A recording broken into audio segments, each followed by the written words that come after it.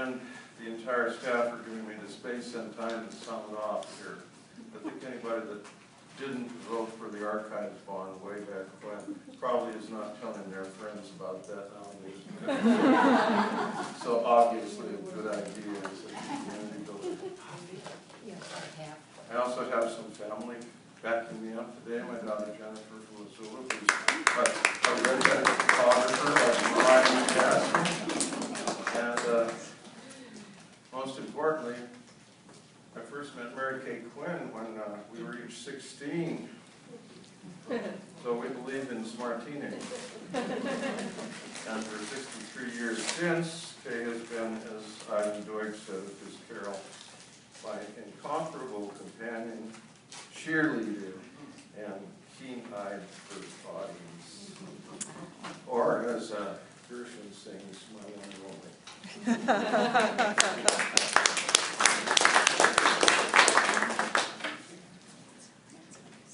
I have to admit that this talk again is the poetic prose or poetic and historic prose of Ivan Doig. Somebody saw in the paper. We try to get that out of there.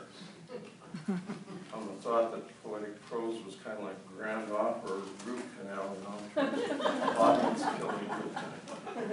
But the paper got in there, so I can't tell a lie. It is a true title. I'm going to talk a little bit about his unique poetic style, as well as the enduring love affair that this little Highline boy had for his birth state.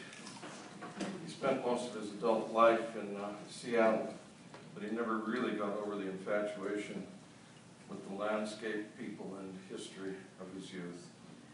Only 2 of his 16 books are not set in Montana. I see I'm going crazy here. That's not good. Okay. Is that all right? You're fine. Only 2 of the 16 books are not set in Montana, and one of them is kind of set in Montana. He briefly tried to be a good historian of the Cascades and a couple of titles you see over there, but it didn't really take. He liked to write about Montana better. So as the book list shows, by his death in 2015 at age 75, Ivan had published 16 books over a career spanning 35 years, 13 novels, 3 nonfiction works, including his debut memoir, This House of Sky, which got narrowly edged out for a National Book Award. Also got amazingly positive reviews, healthy sales, and most importantly, the absolute certainty that this was what he wanted to do for the rest of his life. Just look at the back cover of any of Ivan Doig's books, and you see how highly his fellow writers admired him. Very few authors have accumulated such a mountain of accolades from their peers. And just read the dedications and after credits of his books to see what pains he takes to be a generous colleague and a loyal friend. I was lucky to have known an old Montana friend because one of the 21 graduates from the huge Villere High School class of 1957, and Butch Laufer and Ivan Doig had been half of Villere football's terrible 4. They both passed away in 2015, and Butch often told of Ivan's regular guy attitude when he was coming back to Montana for visits, his warm and personal book autographs, and how when he was unable to attend his last reunion, he was sure to send a check to buy all his classmates a drink. It seems his heart never strayed far from Montana or from old pals. Beyond my book list, I urge you to check his website to find all sorts of good information, including for each book a summary, a discussion, and personal author's notes, which are really interesting. How did he do it? How long did it take to do it? I've added on my list some information about connections because he really is strongly interconnected in this whole package. He has themes, characters, key places coming back again and again in different books. In a trilogy about one family over 2 centuries, you'd expect that, but it went way beyond there, even to his last work. It seemed that he was determined to tell the story of Montana as completely as he could, and in doing so, he had people, places, and events intersecting all over the place. Some McCaskill or other appears in over half of his novels, way beyond the trilogy. And he ended up with a second trilogy when he invented Morris Morgan. He liked him so much in Whistling Season, he couldn't resist sticking him in 2 other Butte books afterwards. And then he goes back, towards the end of his career, he goes way back to Bucky and the Sun, which is halfway through, and takes characters from there and uses them in both The Bartender's Tale and in his finale, Last Bust of Wisdom. After the 6 years it took for him to get This House of Sky into print, his average was 2 or 3 years between books after that. But at the end, he brings in 1 a year for the last 3 years. He's keeping his 8-year battle with blood cancer a secret, and he's working hard with quiet heroism until the job gets done. It's been said that all painters paint self-portraits regardless of who they're painting. Don't know about that, but it's been said. Also, all art is about the same thing. And Ivan Doig seems to tell the same essential story, close to his own life story, with the same key characters, even under different names. And so did Charles Dickens, who was clearly one of Doig's great idols and mentors and models, not mentors. Charlie wasn't around. But David Copperfield, Oliver Twist, Nicholas Nickleby, Kit, they're all Charles Dickens. Some little different aspect of the tough life he had, and goes right along with that. There's red-headed people all over the place in 16 books, just like he did. You might think that in 300 pages of one book, you would run out of things to say about your father and your grandmother and your childhood self, but years later, he and his dad pop up again in The Bartender's Tale, and in Last Bust of Wisdom, his grandmother cooks again for ranchers, and some new version of the young redhead rides around in the Midwest crammed full of all kinds of Dickens-style adventures and unique characters, until he settles in at last with Graham to a happy ending, warm home that real life never quite managed to provide. Dickens would have understood completely. So would Shakespeare. In Bartender's Tale, we find an adult version of Doig's grown self, a red-headed library researcher, working right alongside of his younger kid self. Remember Bottom the Weaver in Midsummer Night's Dream, who wanted to play all of the parts in the rustic wedding play because obviously no one else could do as good a job as he could. He is clearly the best guy for the pot of the lion, the best guy for the hero, the best guy for the heroine, and I think Shakespeare's little poking of fun of actors' egos kind of fits in with Ivan's characters all starting to resemble each other as time goes on. Mark Twain is another Doig idol, and he gets some nods in the books. Halley's Comet, which you may remember Twain said, brought him in at birth and bring him out again into eternity. It's in the sky during Whistling Season, and they talk about Mark Twain there. And Doig obviously lived by Twain's saying that for writers, the difference between the exact right word and the almost right word is the difference between a lightning bolt and a lightning bug. Ivan has his character, Susan Duff, say something similar, writes it in her diary in Purring Nocturne. She says, a story wants to be told the right way, or else it's just the alphabet, badly recited. So more about this poetic prose business. Ivan Doig tells us that he often had family and teachers tell him stories verbally, and all that telling out loud is really what set him on the first steps of a life career. And me too. My best teachers always insisted that poetry is meant to be heard, drama is meant to be heard and seen, And I believe that we all have a genetic built-in longing to be told a story. We still want to have what the Irish call shenanigans, storytellers, keepers of legends. My earliest memories, I've loved words, music, drama. I was surrounded by all this at St. Patrick's grade school, which seemed like some sort of arts institute sometimes. Then in high school, I had one of those landmark teachers some of us are lucky enough to meet and be forever changed by. Brother J.C. Fellows, also director of the famous Boys Central farces that used to sell at the Mother Lode Theatre to the ceiling when I was young. And under that collar and habit, J.C. was a true lover of anything that could be stuck up on stage. He lost no time in giving his English students the Shinaki experience, not by reading himself, but by allowing us to hear on long playing records, a brand new thing, great actors reading great literature, like Basil Rathbone reading Poe. Villains dissemble no longer. Tear up the floorboards here.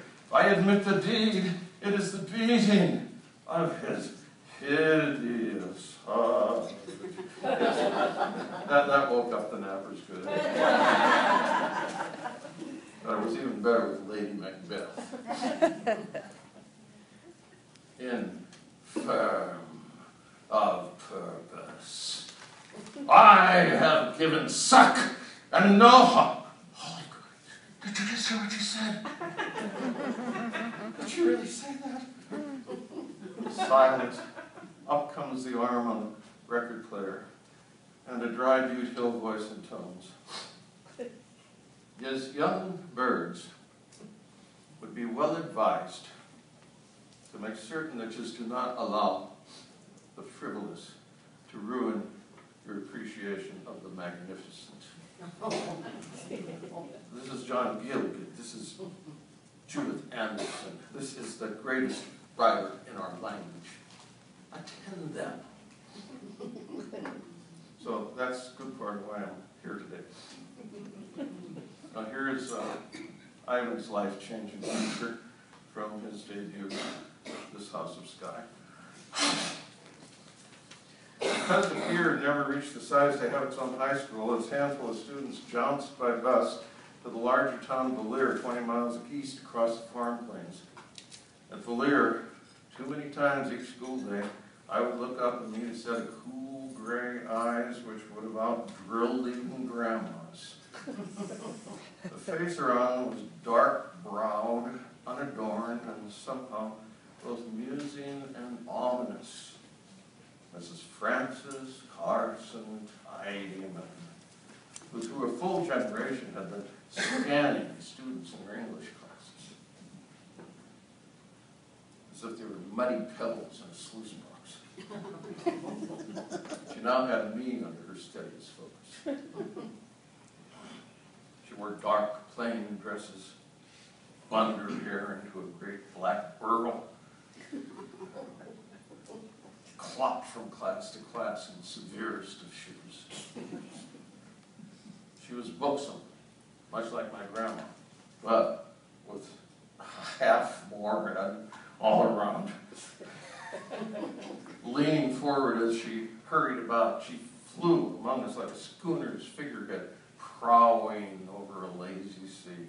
The mind of Mrs. Tidyman was somewhat like her jostling garden at her home, sprigged here with the Greek and Roman myths that she recited to her own children for bedtime stories, sprouting someplace else with blood-red bouquets from Shakespeare, twining now into her tale of Charlie Russell at the university she had attended in Missoula. In the midst of a sorority tea, someone deposited him with us. Dozens of fluffy girls, you understand. And he had been drinking for the ordeal. Well, he had nothing to do with his hands, and he sat helpless, imprisoned. The foliage of her learning laced everywhere through the school. She taught all the English classes, first and second year Latin, occasionally a course in Spanish, directed the plays, advised for the yearbook and newspaper, and oversaw the library. It could not be imagined where she could exist except in the midst of all this. In the classroom, she would back herself in a high stool behind a thin-legged lectern, dip her hand deep into her dress front for eyeglasses, bald handkerchief, a fountain pen, likely leaking, a shredding blizzard of notes to herself. And at last, supplied and delivered, she set as. It was the best of times, it was the worst of times. It was the age of foolishness, it was the age of wisdom. Oh, people, can you hear those phrases ring against one another? If there was agony and tragedy, so much the richer. As flies to wanton boys are we to the gods, they kill us for their sport. People, when I read the headlines of an airplane crash, oh, the casual lightning bolts that come down upon us. She would escort Richard Cory and Miniver Cheevy to their poetic dooms one instant, bring Ivanhoe galloping into the blasts of his chivalry's trumpets the next. Now Lady Macbeth in gore, now Portia pleading against blood. In Latin class, Mrs. Tidy never could have us read Caesar's commentaries without declaiming on Caesar the man. Could not declaim on Caesar without sketching Roman society. Could not sketch the Romans without embracing all of the Mediterranean.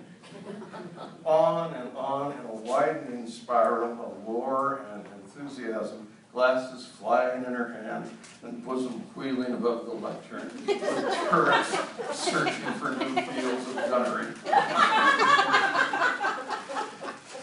But it was the grammar of English that exalted her the most. Day after day we would troop to the blackboard and take apart sentences for her, phrases chalked to one another like scaffolding, being shown how claws dovetailed here and Finch did splicing there.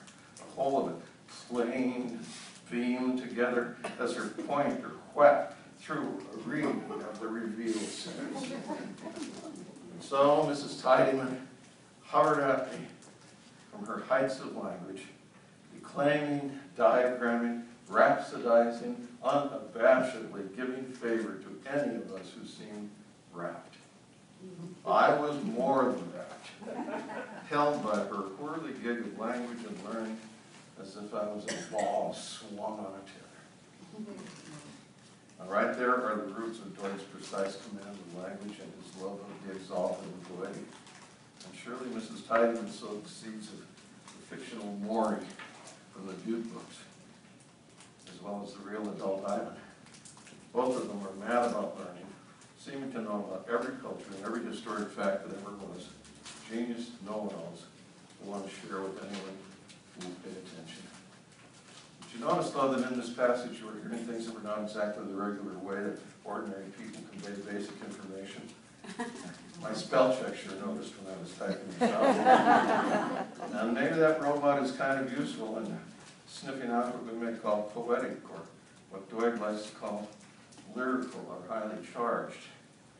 In his note to readers on his website, he says, one of my diary entries midway through the half-dozen years of effort on this house of sky has me saying, I want to write it all as highly charged as poetry. And on every book, that's still my intention. So, Mrs. Tidyman is a figurehead prowling across a sea of faces. Prowl and spell check really love that. Her eyes outdrill the grounds. Clumps. Her hair is buttoned into a burrow. Girls are fluffy. Her mind is a jostling garden, sprigged, sprouting, twining.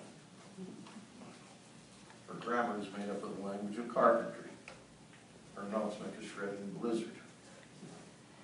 His writing voice is filled with concrete sense-related detail. It's just aching to take that next step into lyrical fancy and wonder. And when it does, that's a pretty good definition of poetry. Beginning in 2000, I had the good fortune to join Humanities Montana, the state wing of this National Endowment, and to get in on the early years of their Montana Festival of the Book.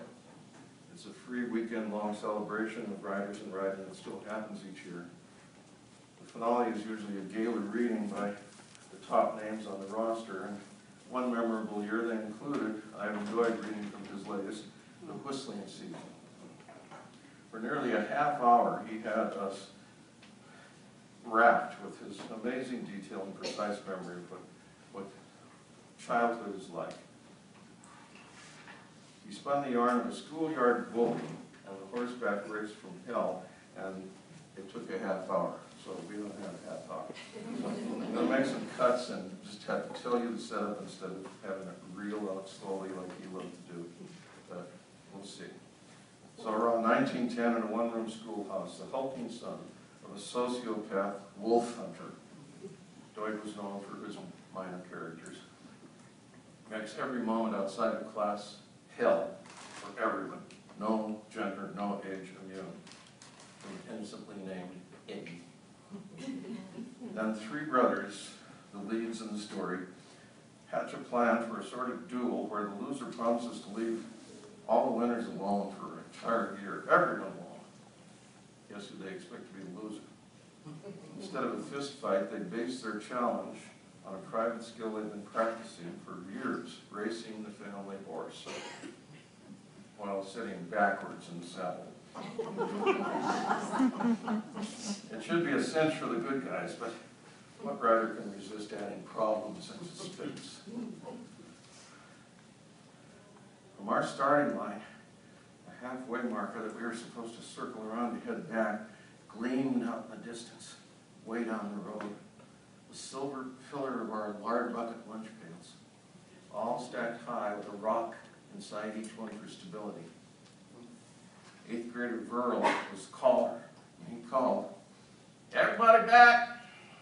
While 30 horseback school children moved off into the badland cutbanks on either side to spectate. Then, "Riders up!" Eddie was watching me from the corner of his eye, and it hit me. He wanted me to be the first to get up there backward in the saddle so he could see how. I planted myself like a post until Verl said, "You gonna ride him or walk him?" Eddie lost patience finally, heaved himself backwards towards his horse's rope, felt around behind him like a blind man for the reins. I swung up into my saddle the right way, took control of Joker's reins, and then just scooted around till I was in the leather basin of the saddle, wrong way too. Eddie glared across at me as if I had just shaken a ballet tutu in his face. My brother whispered out, "He hasn't practiced, the dope. Can you believe it?" "I'll give you a count of 3, Burrow said. Those next moments stayed with me with the clarity of a clock face. The reins were wrapped double around my right hand, held as far behind me as I could reach. 1, Burrow said. There was not a sound from the entire mounted legion of Mariah's Cooley School. 2. Joker's tensed ears were sharpened to a point now, and probably mine were too. 3, Sperm. I had no spurs. I didn't want them. Eddie had a pair of silver jingle bobs, sharp as can openers. The first jab of those spurs commanded the steel gray's attention all right, but the big horse just shied right and left, fishtailing down the road as he tried to figure out the wishes of this unbalanced rider on his back. Joker and I managed a perfectly nice, orderly start when I just pressed my shoe heels against his ribcage, gave the reins the flick he recognized. But whatever lane of the road we tried, there was a wall of gray horse in our way. One instant you see the veering rump of the thing. The next practically a sideways view of Eddie sawing his horse's head around the right direction with that reverse grip on the reins. Over the hoofbeats and horse snorts, I could hear cheering from the onlookers up in their vantage points in the Badlands.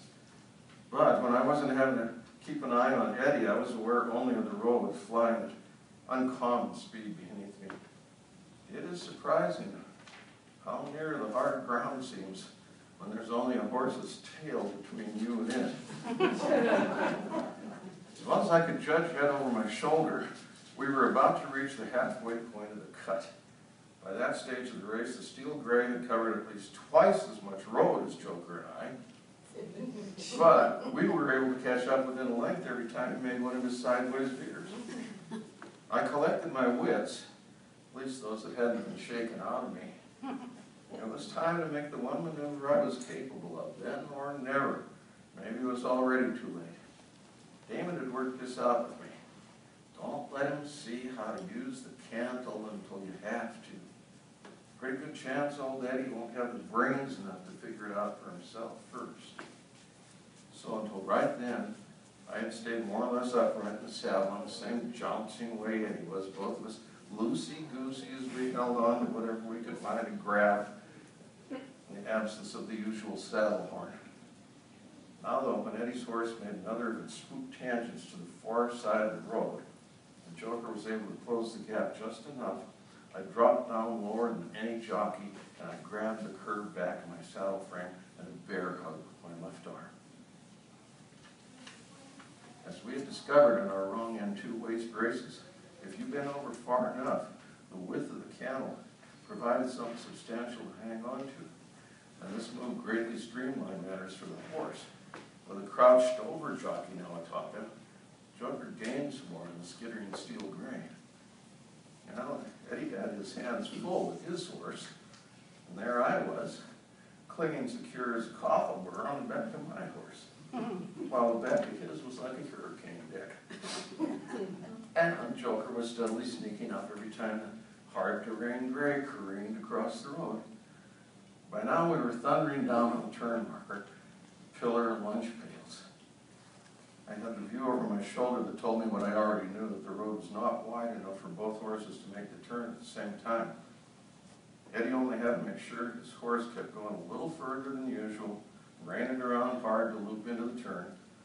All I could do was to keep us from getting run over, and then try to catch up after the turn somehow. I saw the flash of motion as Eddie set to work, shouldering into our way, but then he did what riders like those Turleys always do on brawny, hard-mouthed horses. He resorted to his spurs to enforce his reign. As we could have told him, spurs actually were not the best idea when you're riding wrong end too. When you think about it, if your heels are in the vicinity of the horse's shoulders where your toes usually are, then the rolls of your spurs are going to hit the horse up front toward the withers, rather than where he usually expects it in the flanks. Well, old Eddie must have jabbed in an off-balance way too, raking his horse more sharply from the off shoulder, because the big gray suddenly flinched away, angled in the opposite direction, straight into the turn pillar. There was a tinny thunder. He breasted through the stack of metal, and it rained lunch pails. Ducking, I let Joker gallop on past where the pails were clattering down, and tugged hard left on the reins. We didn't make a sharp turn of it, but at least we turned, headed back down towards the finish line. That was more than could be said for our opposition. And what an advantage riding backwards had at that moment. I got a perfect view with Eddie, bouncing away into the Badlands. The horse kept going and going. The claybank formations there north of the cut gradually fell away into a maze of eroded shapes that in a mile or so reached clear down to the Marias River. The runaway steel gray showed every sign of taking Eddie all the way down there for a swim. And Joker raced on until I checked ahead and saw Earl waving his arm and yelling, "Eddie flubbed the turn, Paul wins." Shouts and whoops of congratulations filled the air as everyone headed their horses down. By the time I hauled Joker to a halt and got myself right side round in the saddle, my brothers were beside me, and we watched together as the steel gray disappeared behind a mudstone hump. When it emerged on the other side, the saddle on its back was empty. The entire school body plunged into the Badlands in a loose cavalry charge to the aid of Eddie. But before we could get there, he came limping out from behind the mudstone, shirt torn, hat gone, chin a little bloody, scrapes all over every patch of skin that we could see. This backward stuff, he complains. It's harder than it looks.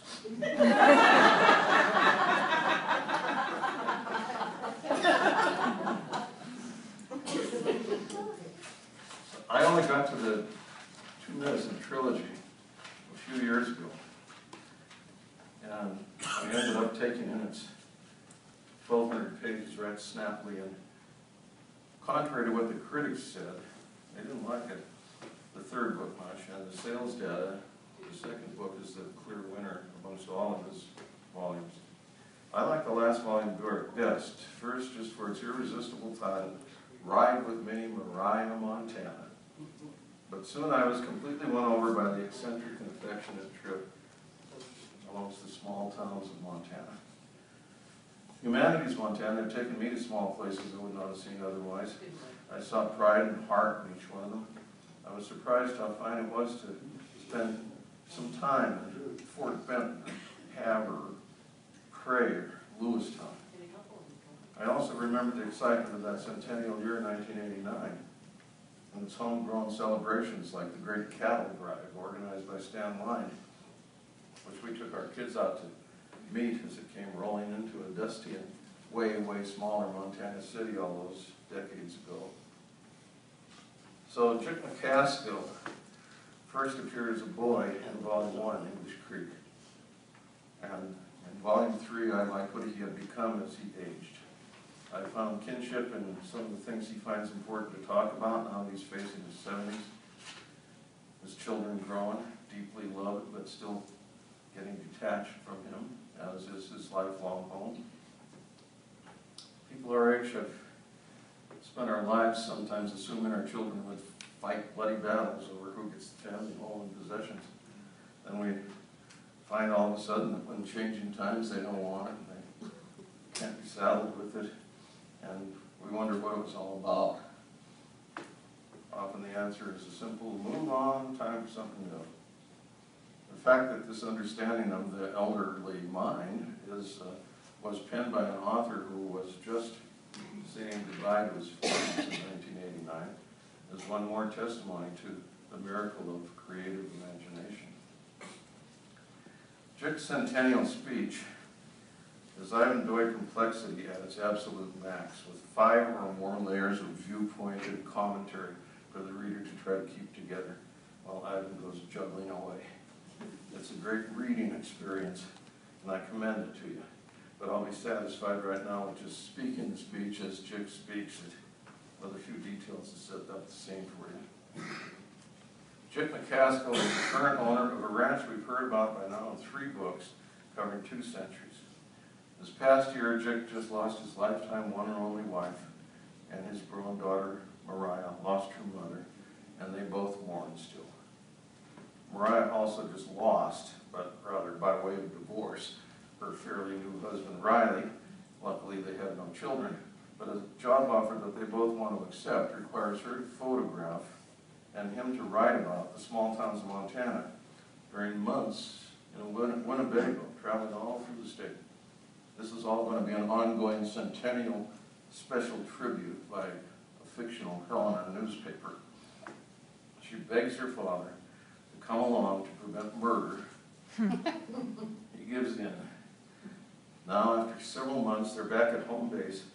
Chick has been chosen by his neighbors to give the centennial oration, and the sun is about to rise on Montana's 2nd century, and the scribe and photographer are in the front row, all set to cover Dad live.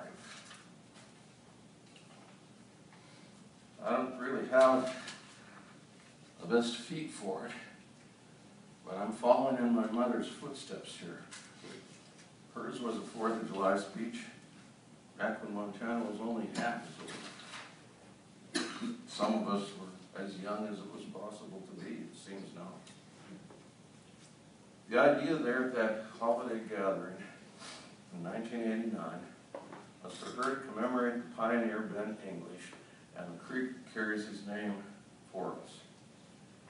Now, most of you knew my mother, at least in her later years, and You probably know that from Beth McCaskill, we customarily got more of what was on her mind rather than less.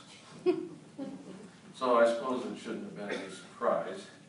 And when she began to speak not only about English Creek, where my father's ranger station was at the time, but also of Noon Creek, where she was born, on the ranch I have now operated for the past 40 years. At the end of 1939, she said, 2 creeks, 2 valleys, 2 claims on my heart. And being Beth McCaskill, she was not about to stop at that.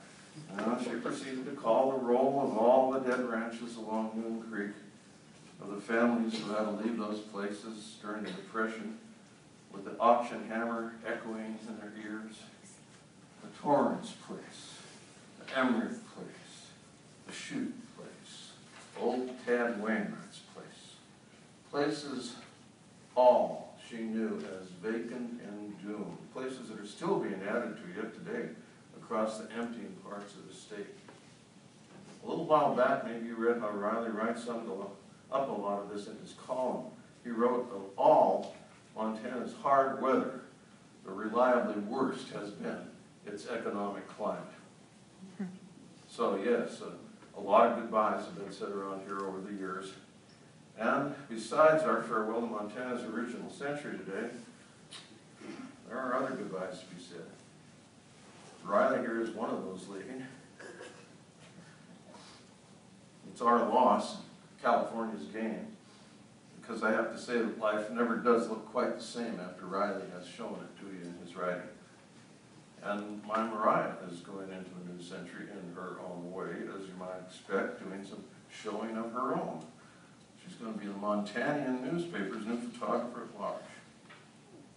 But now this next leave taking, well, the last one, this one knocks an even bigger hole in me because this one is myself.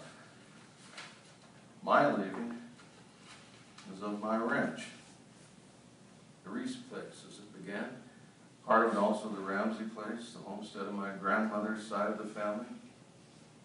The McCaskill place, I guess, since I had a moment of sanity about 40 years ago, came back to the two country and married Marcella, settled in to work the place, our place. Now though, like so many others, I've had to face the day when the land and the McCaskill family no longer match up. And it's no easy thing to admit, because I have always believed, as the people before us did, and as I'm sure you have, that he who owns the soil owns up to the sky. So when you got to do it, you wrestle the question until you see where it falls. The automatic answer is to let my ranch follow all the others on Noon Creek, go the way, the double L, double W way, the conglomerate way, that such places economically have to go, we all think we know. However, the automatic way of doing things isn't necessarily mine anymore. I maybe learned a little something about being usefully ornery from the company I've been keeping in the past few months. Anyway, I'm leaving my ranch, yes, but I'm leaving it to the Nature Conservancy. I guess I see this as giving back to the earth some of the footing it has given me and mine. If we McCaskills no longer will be on that particular ground, at least lots of other families will come by. And the family of existence will possess it. That kind of lineage needs fostering too, I've come to think, our kinship with the land. The last some months with Mariah and Riley, I've been on the going parts of the state of ours that I've scarcely even heard of. A lot of my daily reading since I celebrated the 4th of July has been reading road maps. And it eventually dawned on me, Montana is the only state of the continental 48 that's a full time zone wide. And I wonder whether Montana maybe fills a span of time to itself in more than just that map sense. An awful amount of what I saw across the state does raise the question of what we got to celebrate about. Montana has a tattered side. You look at the blowing away prairies that never should have been cut by a plow. The little towns they're taking with them. You look at the dump heaps, earth poisons left by mining. You look at the bottom wage way of life that drives our young people generation after generation to hire jobs elsewhere. You look at the big, lording it over the little, and so much of our politics and economy and land. You look at these warps in Montana, and they add up in a hurry to 100 years of pretty sad behavior. Then you draw a deep breath, get a little of this endemic fresh air sweeping through your brain, and you look at those valleys that are the green muscles on the rock bones of this state. You look at the last great free-flowing river in the continental U.S., the Yellowstone. You look at people who have been perpetually gamed to outwork the system here in the levels of pay because they can love a mountain with their eyes while they're doing it. You look at the unbeatable way the land latches onto the sky here atop the Rocky Mountain front, or on the curve of the planet across the eastern plains, and you end up calculating that our first 100 years could have been spent a whole lot worse. So what I come to think of is that maybe Montana exists back and forth that way. This wide state is a kind of teeter-totter of time. Maybe that expands on our born into us belief here that life is an up and down proposition, or what gives us so much room and inclination, and to do both our worst and our best. You know, memories, our stories, our lives tell us. I believe you can't come to a day such as this one without hearing those murmurs from within yourself. And one such in me at this moment is of seeing Lila Sedgwick on these streets when she was as old as I was young. Lila's own mind by then had some better days than others, but no days were clear anymore. Yet it was because of Lila, the unclouded Lila, when she was young in 1889, that we are at this ceremony, this dawn. When Lila's mind no longer could tell her the story of that morning 100 years ago, it lived on in another memory. Toussaint Rene told it to me, and I want to speak it to you, and I want to speak it now to you, pass it into your memories and the cadences of Toussaint. So, way before dawn, up to the flagpole, everybody. I was still dark as cats, but Dantley from the livery stable had the lantern. Lyle says, "This is the day of statehood. This is Montana's new day." Sedge puts up the flag. Darkness. Well, as those first Montanans did, let's now put up our flag. And for as long as our eyes or our memories hold out, let's see if we can make our days ring. So when Ivan Doig had Jig say these words in 1989, he was decades younger than his character, and he still had 25 more productive years to see what he could make his days bring. What he made them bring included 9 more novels, each one painting a fuller picture of the Montana that lived in his mind. When he urges us to seize the day, he leads by example. And his second urging is also one that we can all follow. Memories, our stories, our lives tell us. We all have stories to tell, and if we keep telling them, they will find new life in new generations. Story-loving Mrs. Tidyman must surely have introduced young Ivan to King Arthur. And according to T.H. White, via Lerner and Lowe anyway, when King Arthur's kingdom lay in ruins and his reign of glory was ended in disgrace, he begged one last boon of his squire, Ask everyone if they have heard the story, and tell it loud and clear if they have not. Don't let it be forgotten that once there was this spot. And we all keep telling our stories, and now let's get out there and see what we can make the rest of this fine Montana day